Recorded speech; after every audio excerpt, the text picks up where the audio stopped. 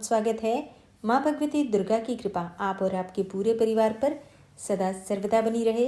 दोस्तों, आज चैत्र मास की नवरात्रि का चौथा दिन है और आज के दिन दुर्गा सप्तशती के 5वें, 6ठे, 7वें और 8वें अध्याय का पाठ किया जाता है या फिर सुना जाता है। और हाँ, अगर आपने इससे पहले के अध्याय नहीं सुने हैं तो चैनल पर वीडियो अपलोड है, ज़रूर सुन लीजिए। और नवरात्रि के चौथे दिन यानी कि चतुर्थी तिथि पर माँ भगवती दुर्गा के चौथे स्वरूप माँ कुष्मांडा की पूजा आराधना की जाती है और माँ कुष्मांडा की पूजा विधि की वीडियो चैनल पर अपलोड हो चुकी है। अगर आपने अभी तक उसे नहीं देखा है तो ज़रूर देख लीजिए। और अब माँ भगवती दुर्गा का अपने मन में ध्यान करके ओम नमः चंडिकाय इस मंत्र का उच्चारण कीजिए और पूरे भक्तिभाव से इस पावन कथा का श्रवण करते हैं। तो सबसे पहले 5वां अध्याय सुनेंगे और उसके बाद क्रमबद्ध तरीके से 6ठे, 7वें और 8वें अध्याय का पाठ किया जाएगा।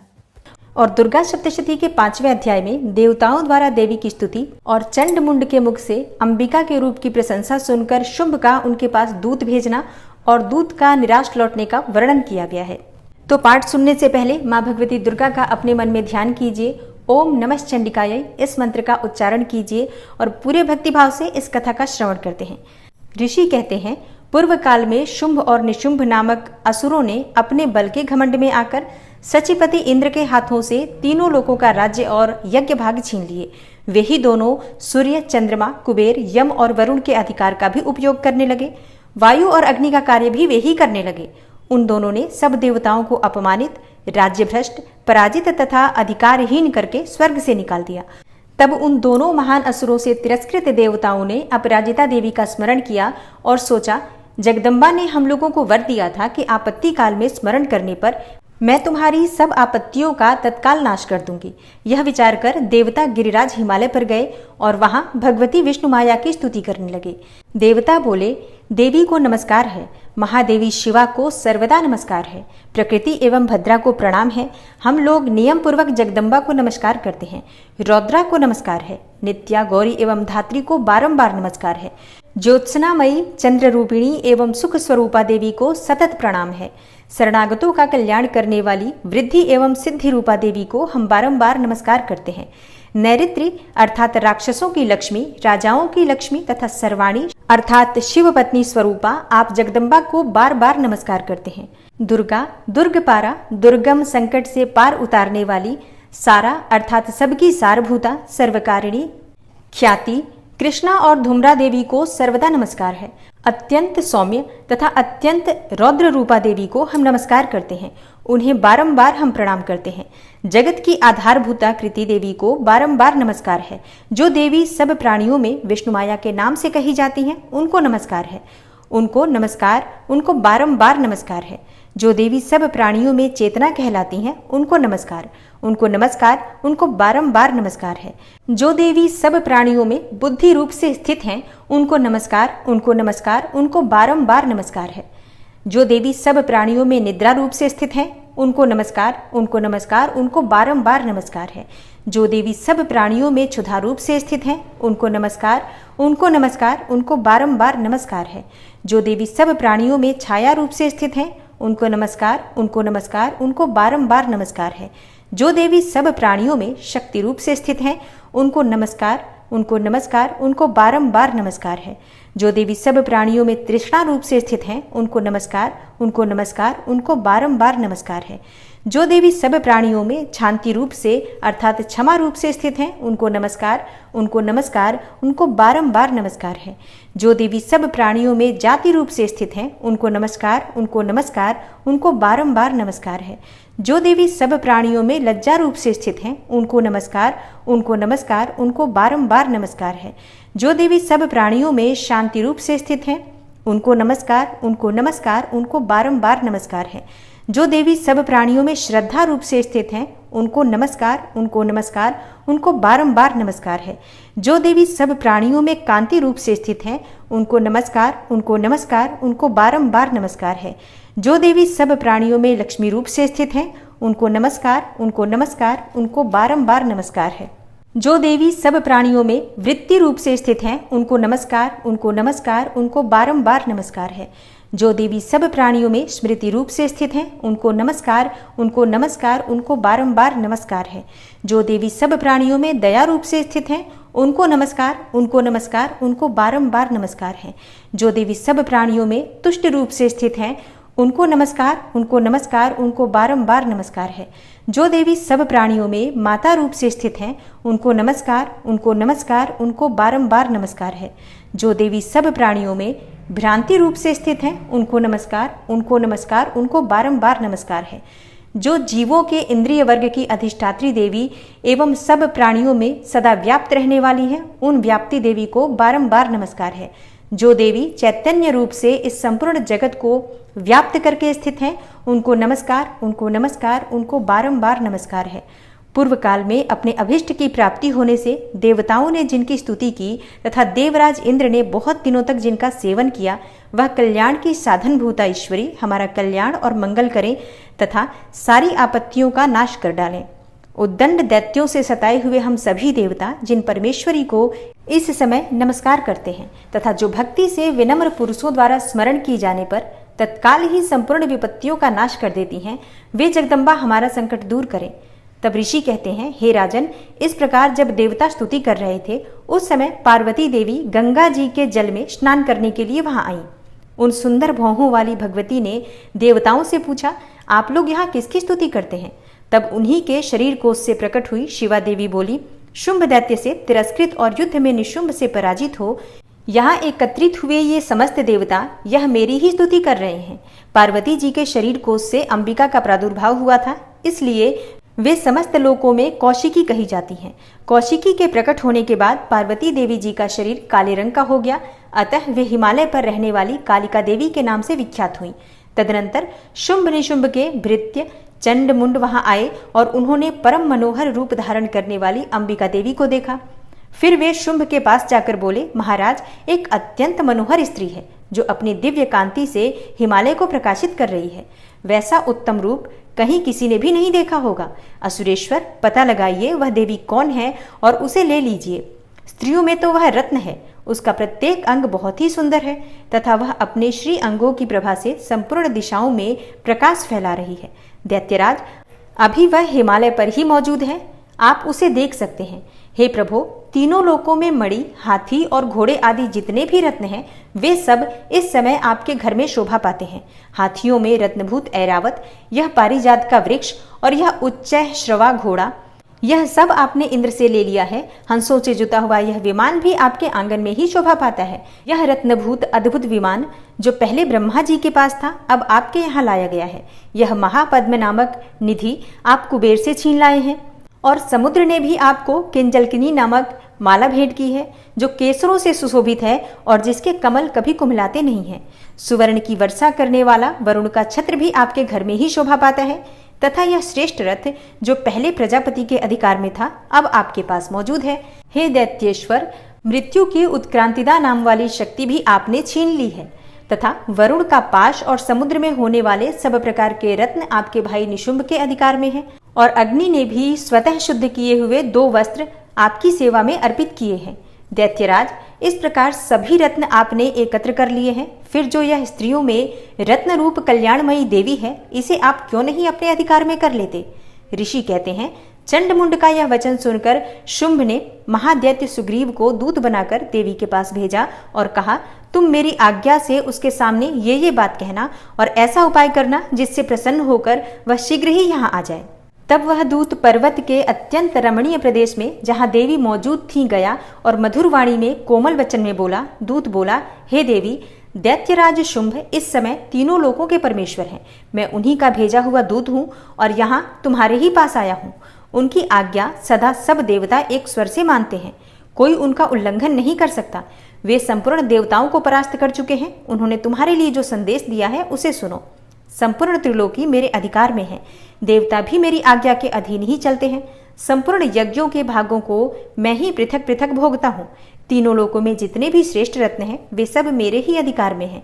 देवराज इंद्र का वाहन ऐरावत जो हाथियों में रत्न के समान है, मैंने छीन लिया है। क्षीर सागर का मंथन करने से जो अश्वरत्न उच्चैः श्रवा प्रकट हुआ था, उसे भी देवताओं ने मेरे पैरों पर पड़कर समर्पित किया है। हे सुंदरी, उनके सिवा और भी जितने रत्नभूत पदार्थ देवताओं, गंधर्वों और नागों के पास थे, वे सब मेरे पास ही आ गए हैं। हे देवी, हम लोग तुम्हें संसार की स्त्रियों में रत्न मानते हैं, अतः तुम हमारे पास आ जाओ, क्योंकि रत्नों का उपभोग करने वाले हम ही हैं। चंचल कटाक्षों वाली हे सुंदरी, तुम मेरी या मेरे भाई महापराक्रमी निशुंभ की सेवा में आ जाओ, क्योंकि तुम रत्न स्वरूपा हो। मेरा वरण करने से तुम्हें तुलना रहित महान ऐश्वर्य की प्राप्ति होगी। अपनी बुद्धि से यह विचार कर तुम मेरी पत्नी बन जाओ। ऋषि कहते हैं, दूत के यो कहने पर कल्याणमयी भगवती दुर्गा देवी, जो इस जगत को धारण करती हैं, मन ही मन गंभीर भाव से मुस्कुराई और इस प्रकार बोली। देवी ने कहा, हे दूत, तुमने बिल्कुल सत्य कहा है, इसमें तनिक भी मिथ्या नहीं है। शुंभ तीनों लोकों का स्वामी है और निशुंभ भी उसी के समान पराक्रमी है, किंतु इस विषय में मैंने जो प्रतिज्ञा कर ली है उसे मिथ्या कैसे करूं? मैंने अपनी अल्प बुद्धि के कारण पहले से जो प्रतिज्ञा कर रखी है उसे सुनो।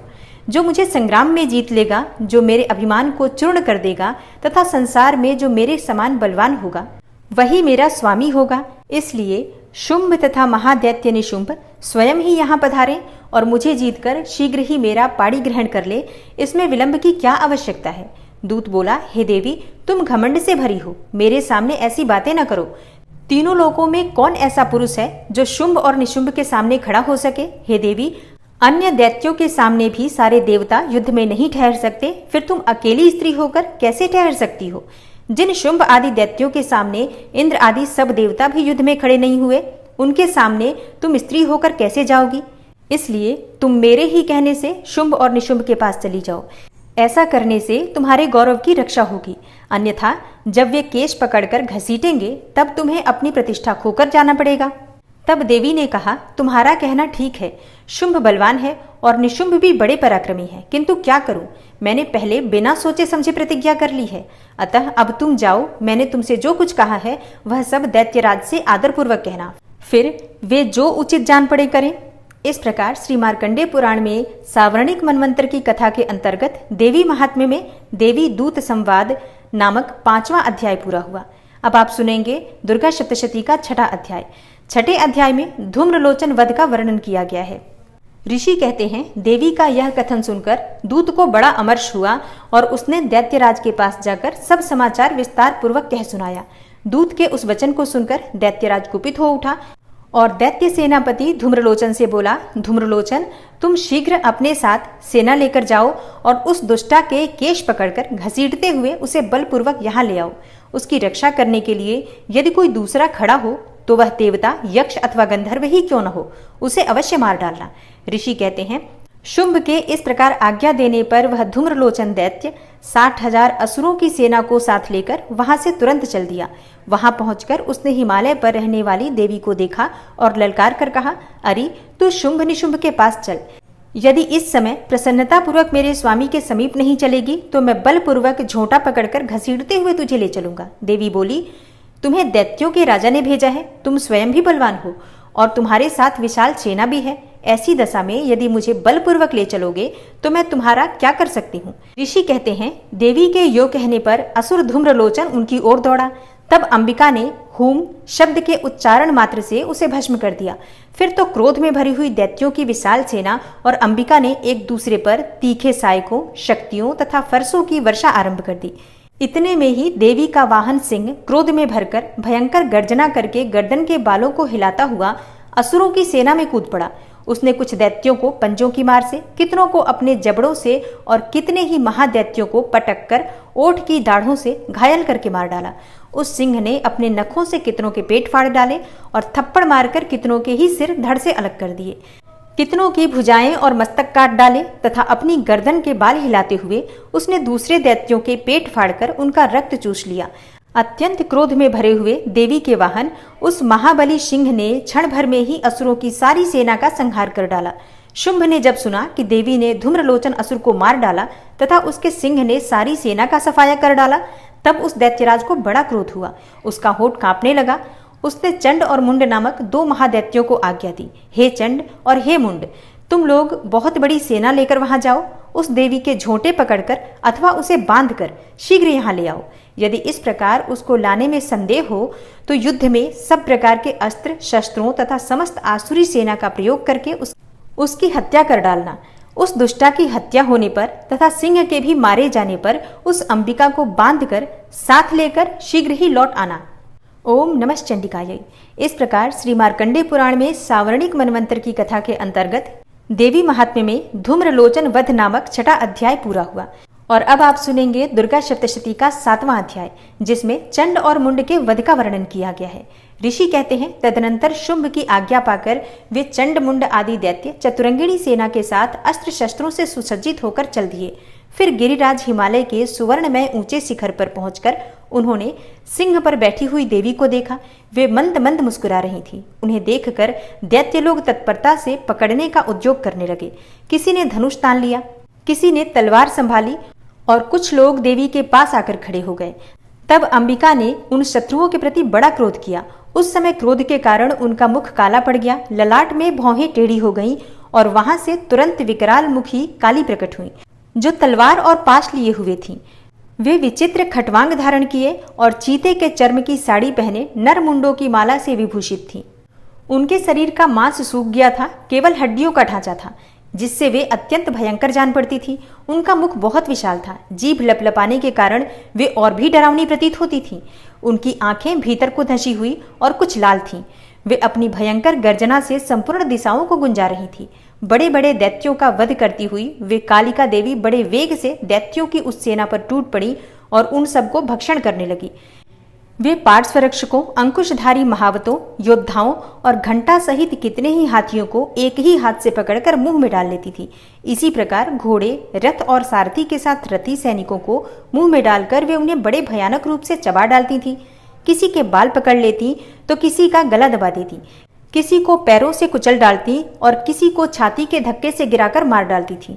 वे असुरों के छोड़े हुए बड़े बड़े अस्त्र शस्त्र मुंह से पकड़ लेती और रोष में भरकर उनको दांतों से पीस डालती थी। काली ने बलवान एवं दुरात्मा दैत्यों की वह सारी सेना रौंद डाली, खा डाली और कितनों को मार भगाया। कोई तलवार के घाट उतारे गए, कोई खटवांग से पीटे गए और कितने ही असुर दांतों के अग्रभाग से कुचले जाकर मृत्यु को प्राप्त हुए। इस प्रकार देवी ने असुरों की उस सारी सेना को क्षण भर में मार गिराया। यह देखकर चंड उन अत्यंत भयानक काली देवी की ओर दौड़ा तथा महादैत्य मुंड ने भी अत्यंत भयंकर बाणों की वर्षा से तथा हजारों बार चलाए हुए चक्रों से उन भयानक नेत्रों वाली देवी को आच्छादित कर दिया। वे अनेकों चक्र देवी के मुख में समाते हुए ऐसे जान पड़े मानो सूर्य के बहुतेरे मंडल बादलों के उदर में प्रवेश कर रहे हों। तब भयंकर गर्जना करने वाली काली ने अत्यंत रोष में भरकर विकट अट्टहास किया। उस समय उनके विकराल वदन के भीतर कठिनता से देखे जा सकने वाले दांतों की प्रभा से वे अत्यंत उज्जवल दिखाई देती थी। देवी ने बहुत बड़ी तलवार हाथ में ले हंग का उच्चारण करके चंड पर धावा किया और उसके केश पकड़कर उसी तलवार से उसका मस्तक काट डाला। चंड को मारा देखकर मुंड भी देवी की ओर दौड़ा। तब देवी ने रोष में भरकर उसे भी तलवार से घायल करके धरती पर सुला दिया। महापराक्रमी चंड और मुंड को मारा गया देखकर मरने से बची हुई बाकी सेना भय से व्याकुल हो चारों ओर भाग गई।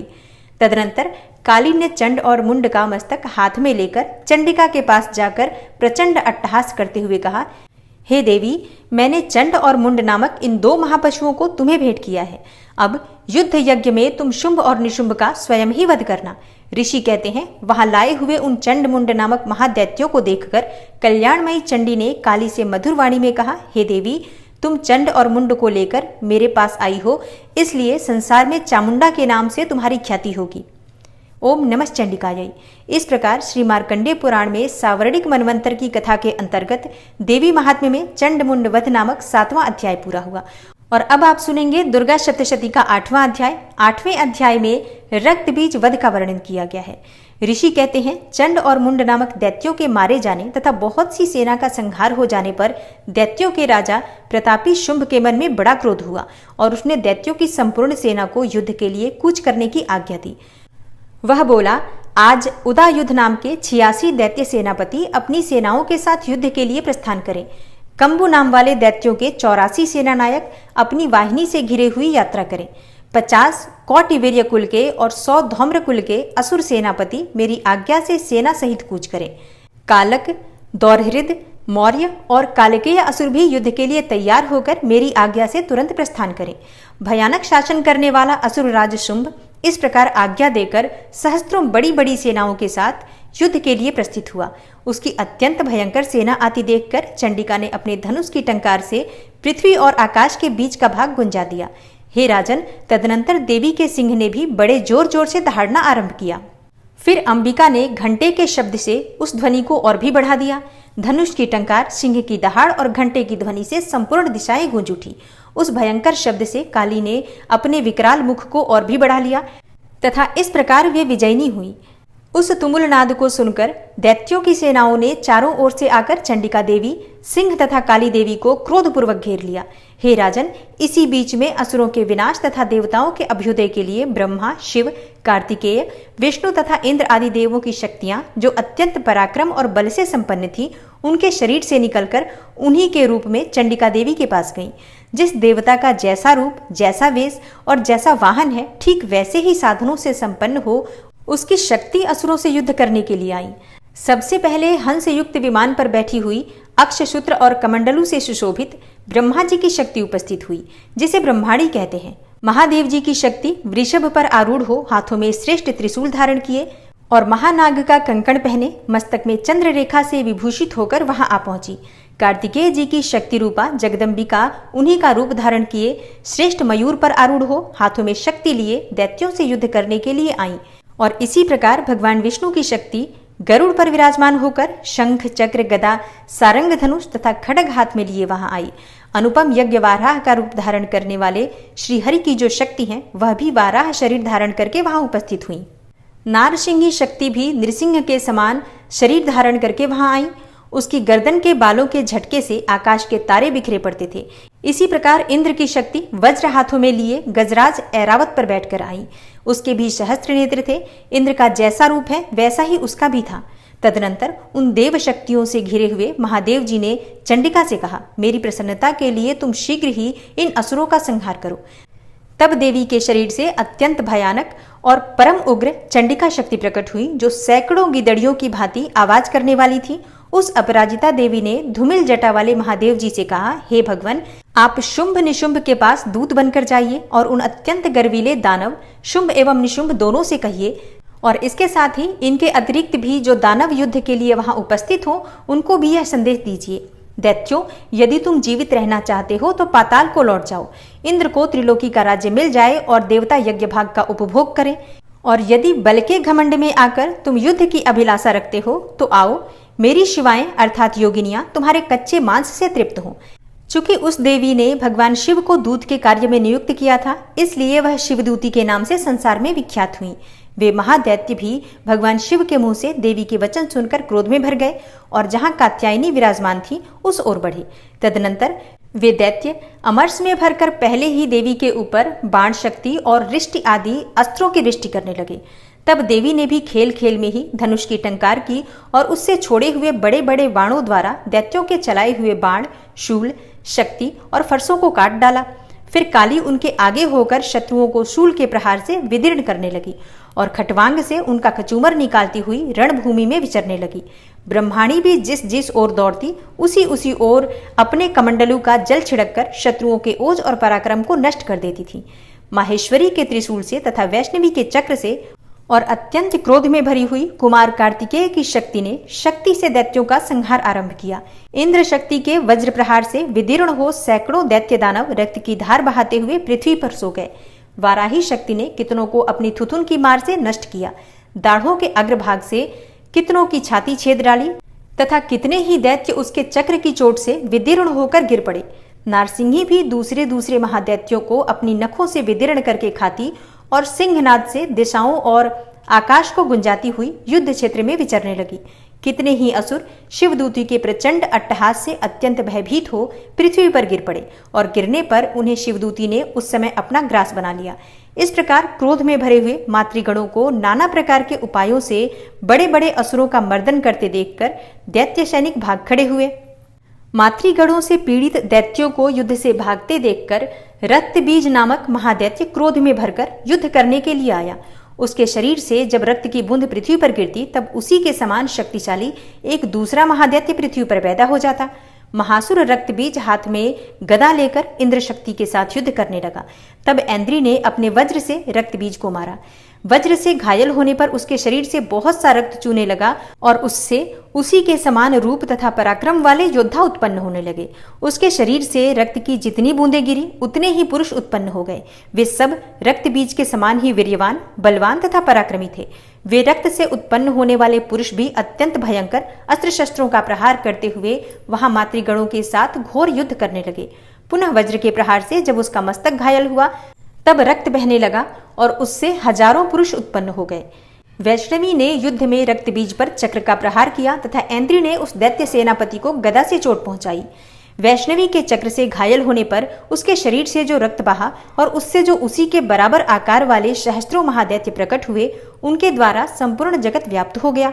कौमारी ने शक्ति से, वाराही ने खड्ग से और माहेश्वरी ने त्रिशूल से महादैत्य रक्त बीज को घायल किया। क्रोध में भरे हुए उस महादैत्य रक्त बीज ने भी गदा से सभी मातृशक्तियों पर पृथक पृथक प्रहार किया। शक्ति और शूल आदि से अनेक बार घायल होने पर भी जो उसके शरीर से रक्त की धारा पृथ्वी पर गिरी, उससे भी निश्चय ही सैकड़ों असुर उत्पन्न हुए। इस प्रकार उस महादैत्य के रक्त से प्रकट हुए असुरों द्वारा संपूर्ण जगत व्याप्त हो गया। इससे उन देवताओं को बड़ा भय हुआ। देवताओं को उदास देखकर चंडिका ने काली से शीघ्रतापूर्वक कहा, हे चामुंडे, तुम अपना मुख और भी फैलाओ तथा मेरे शस्त्रपात से गिरने वाले रक्त बिंदुओं और उनसे उत्पन्न होने वाले महादैत्यों को तुम अपने इस उतावले मुख से खा जाओ। इस प्रकार रक्त से उत्पन्न होने वाले महादैत्यों का भक्षण करती हुई तुम इस रण में विचरती रहो। ऐसा करने से उस दैत्य का सारा रक्त क्षीण हो जाने पर वह स्वयं भी नष्ट हो जाएगा। उन भयंकर दैत्यों को जब तुम खा जाओगी तब दूसरे नए दैत्य उत्पन्न नहीं हो सकेंगे। काली से यो कहकर चंडिका देवी ने शूल से रक्त बीज को मारा और काली ने अपने मुख में उसका रक्त ले लिया। तब उसने वहां चंडिका पर गदा से प्रहार किया, किंतु उस गदापात ने देवी को तनिक भी वेदना नहीं पहुंचाई। रक्त बीज के घायल शरीर से बहुत सा रक्त गिरा, किंतु ज्यों ही वह गिरा त्यों ही चामुंडा ने उसे अपने मुख में ले लिया।